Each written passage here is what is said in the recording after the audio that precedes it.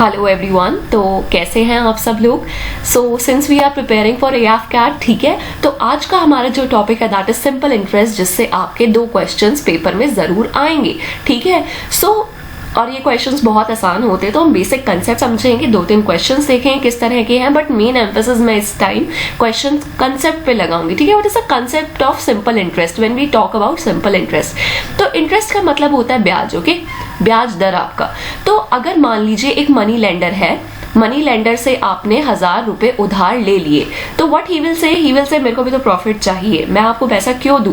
तो he will say that I will take 10%। ठीक है, इसका मैं जो आपको दे रहा हूं उसका 10% आपको एक्स्ट्रा भुगतना पड़ेगा, आपको चुकाना पड़ेगा मुझे। तो 10% ऑफ 1000 कितना हो जाएगा हमारा, इट वुड बी 100 रुपीज। मतलब जब आप मनी लेंडर का पैसा चुकाओगे 1 साल बाद, तो आपको उसे 1100 रुपए देने पड़ेंगे, और आपने लिए कितने थे, 1000 रुपए। ठीक है, तो ये जो पैसा आप लेते हो या इन्वेस्ट करते हो, this is called the principal amount. ये टर्म्स बहुत आपको क्लियर होनी चाहिए। जो पैसा आपने उधारी पे लिया या दिया, that is the principal.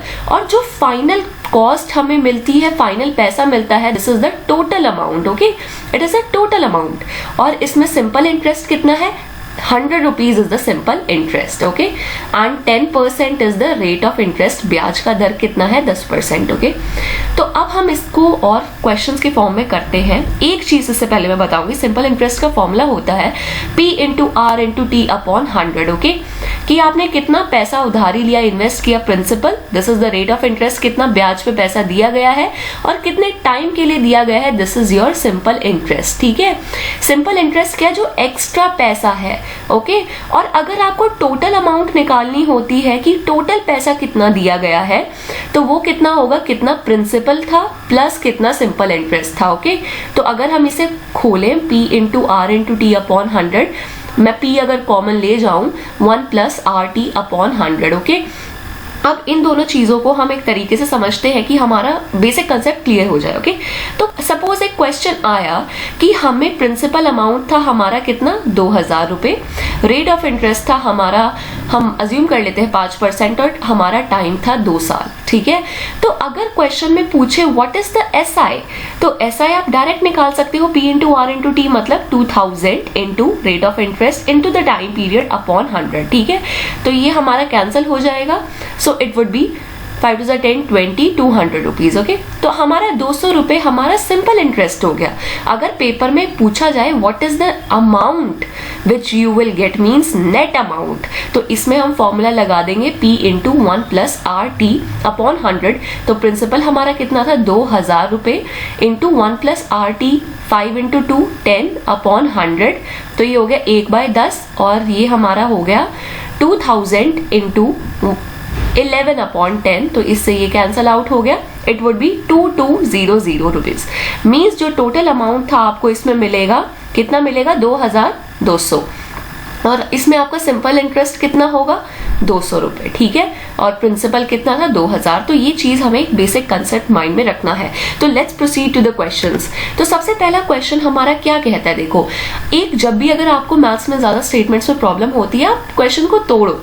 A sum was invested for 3 years at simple interest at a certain rate।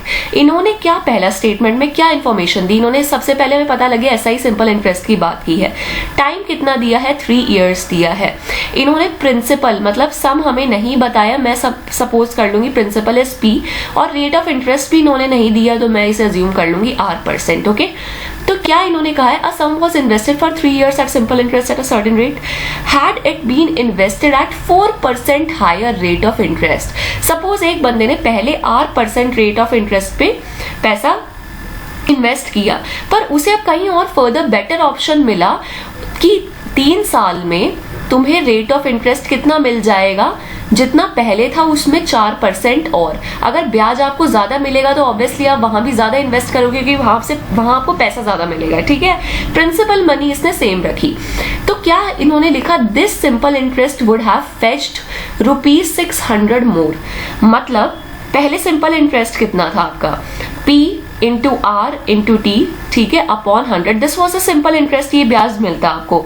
पर आप समझ गए कि अगर मैं P into R plus 4 upon 3 into 100 करूंगा, मतलब मैं R प्लस 4 के रेट ऑफ इंटरेस्ट पे ब्याज उठाऊंगा, तो मेरे को पैसा कितना ज्यादा मिलेगा, 600 रुपए ज्यादा मिल जाएगा मुझे, ऐसा है।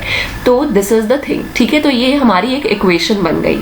अब when we will solve it, तो देखते हैं हमें क्या क्या मिलता है। ये जो हमारा है, it will be 3PR upon 100 plus 600 which is equals to 3PR upon 100 plus 12P upon 100। मैंने यहाँ क्या किया, पहले एक बार इसको इससे मल्टीप्लाई किया, फिर इसको इससे, और 3 को दोनों से किया, ठीक है, और 100 में अलग अलग ले गई। So this is equals to this. तो जब ये हम माइनस में जाएगा तो ये कैंसिल आउट हो जाएंगे, ओके। तो इससे हमारा आ गया 600 is equals to 12P upon 100, और ये हम जब क्रॉस मल्टीप्लाई करेंगे 600 इंटू 100 अपॉन 12, तो ये 5 से गया, तो इट वुड बी 5000 रुपीज। मतलब आपका प्रिंसिपल कितना था, 5000 रुपए। तो क्या क्वेश्चन में ये नहीं पूछ रखा कि what is the principal, rupees 5000। See, जो इंसान बिल्कुल पहली बार कर रहा होगा, आई नो उसे थोड़ा मुश्किल लग रहा होगा, but the thing is don't give up, just stay और understand, try to understand the concept, do the questions again and again. और जिनको आता है, don't get to over confident, practice as many questions as you can. और previous year तो की है कि किस तरह के क्वेश्चन आ रहे हैं, जब तक आपको वो नहीं पता होगा तो आपको ज्यादा फायदा होगा नहीं एग्जाम में। सपोज ये सिंपल इंटरेस्ट है, अगर कोई इंसान इसे काफी बार प्रैक्टिस कर लेगा ना, उसका बेसिक क्लियर हो जाएगा, पेपर में 2 क्वेश्चन ठीक कराएगा। तो it is very important, okay. Now coming to the next question, the difference between SI and CI। यार देखो, जब भी मैं इस स्टेटमेंट को देखती हूँ, डिफरेंस बिटवीन SI CI, मेरे दिमाग में सिर्फ एक फॉर्मूला आता है। ये मैंने कहीं पढ़ा था, आई डोंट नो कहाँ से पढ़ा था। Difference between SI and CI वो हमेशा होता है P upon P into R upon 100T। और ये सिर्फ तभी एप्लीकेबल होता है जब 2 साल का डिफरेंस पूछ रखा हो SI और CI में। I talk about CI in the next video के। तो 2 साल का डिफरेंस पूछ रखा हो, ठीक है।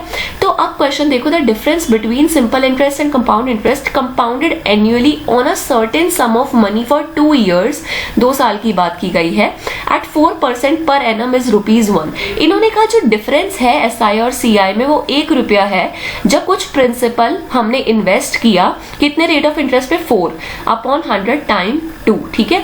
तो ये कितना हो जाएगा, 25, एंड स्क्वायर जब यहाँ आ जाएगा 1 इज इक्वल्स टू P 625 यहाँ चला जाएगा, तो ये आपका प्रिंसिपल अमाउंट आ गया। तो जब भी ये मैंने ये क्वेश्चन पेपर में बहुत ज्यादा देखा है, कुछ लोग, मतलब ये फ्री का क्वेश्चन है, I am telling you this, अगर किसी के पेपर में किसी भी शिफ्ट में ये आए, सो ये फ्री का क्वेश्चन है। जैसे ही आप देखो difference between SI and CI 2 साल पे दे रखा है, वो डायरेक्ट ये फॉर्मूला होता है, इसे अप्लाई करो और आंसर लो, ठीक है। और हाँ, जैसे अब मैंने स्क्वायर किया, तो स्क्वायर की भी एक टेक्निक होती है, जैसे आई कैलकुलेटेड 25 स्क्वायर हेयर। तो जब भी 5 का मल्टीपल ये होता है ना, कि मतलब 5 आपके लास्ट में हो एंड यूनिट डिजिट में 5 हो, तो हमें क्या करना होता है कि 25 लिख सकते हैं 5 का स्क्वायर। अब ये उठाते हैं हम दूसरा नंबर जो बच गया हो, तो इससे एक नंबर बड़ा कौन सा है, 3, तो we can do 3 into 6 which is 625। Similarly 35 का स्क्वायर आप कैसे निकालेंगे, आपको दिख गया पीछे 5 है, तो 5 का स्क्वायर कर दो। अब 3 से एक नंबर कौन सा बड़ा है, 4, तो 4 इंटू 3 कर दो विच इज 1225। तो आपको ज्यादा कैलकुलेट भी नहीं करना। सिमिलरली अगर मान लो 75 है, तो कैसे निकालेंगे, 5 दिख रहा है बाहर 25, और ये हमें यहाँ 7 दिख रहा है, इससे नंबर एक बड़ा, 8 इंटू 7 व्हाट, 5625।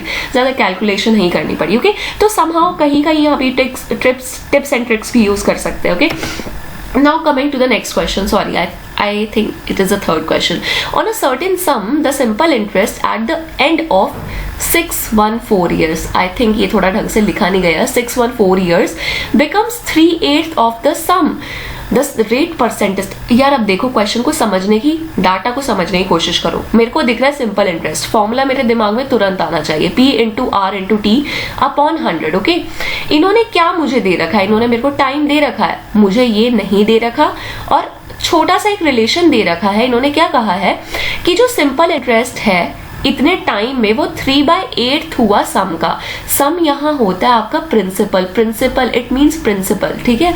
तो इन्होंने कहा, सपोज मैंने माना प्रिंसिपल वॉज x रुपए था, इन्होंने कहा सिंपल इंटरेस्ट इस पे कितना बना, 3/8x, ठीक है। तो क्या आप ये चीजें इसमें सब्सटीट्यूट नहीं कर सकती, तो SI की जगह मैं 3/8x लिख दूंगी, P की जगह x लिख दूंगी, R I don't know, T is 614 years, तो ये मिक्स फ्रैक्शन है, तो कैसे करते हैं 6 इंटू 4 प्लस 1, तो ये हो गया हमारा कितना 25/4, सो इट वुड बी 4/100, ठीक है। तो जब अब यहाँ x से x तो कैंसिल ही हो गया, तो ये चीज यहाँ ऊपर आ जाएगी, यानी अब ये भी यहाँ से कैंसिल हो गया, तो ये 16 ऊपर चला जाएगा, 3/8 इंटू 16, तो यहाँ 2, तो इट इज 6, तो rate of interest is 6%, okay. तो हमें जितना ज्यादा प्रैक्टिस हो सके हमें वो प्रैक्टिस करनी है, it will help you in the exam. And अगर आपको मतलब एग्जाम अच्छे मार्क्स से क्लियर करना है तो हम मैथ्स को नेग्लेक्ट नहीं कर सकते। And don't be scared of maths यार, आई नो शुरू में मुश्किल लगेगा, बट द थिंग इज जो इंसान करता जाएगा only that person will score good marks in the exam. दो तरह के लोग होंगे अब ये करने के बाद, जो कहेंगे यार कितना मुश्किल है, यार जो भी है हम छोड़ देते हैं, और एक कहेंगे यार चलो करते हैं प्रैक्टिस, थोड़े टाइम बाद तो अपनी पकड़ बनी जाएगी, ठीक है। तो become that person, don't leave the things, try to do them again and again and you will do well, okay? Thank you so much। आगे हम इसे कंटिन्यू करेंगे, and please don't be scared of maths। जितना आप practice करोगे आपको paper में उतनी अपनी इफेक्टिवनेस दिखेगी। आई एम टेलिंग यू, अगर एक एवरेज मतलब स्टेज पे भी कोई बंदा है मैथ्स में, even that person can do, क्योंकि प्रीवियस ईयर क्वेश्चंस को अगर आप कितनी ज्यादा बार प्रैक्टिस करोगे ना, आपकी मेमोरी वो सबकॉन्शियस में आपके फिट होगा, and definitely you will do good in the exam. तो डिसहार्टन नहीं होना, मेहनत करनी है, and I am sure you will do it, ठीक है। Thank you so much, and we'll meet in the next video. Thank you.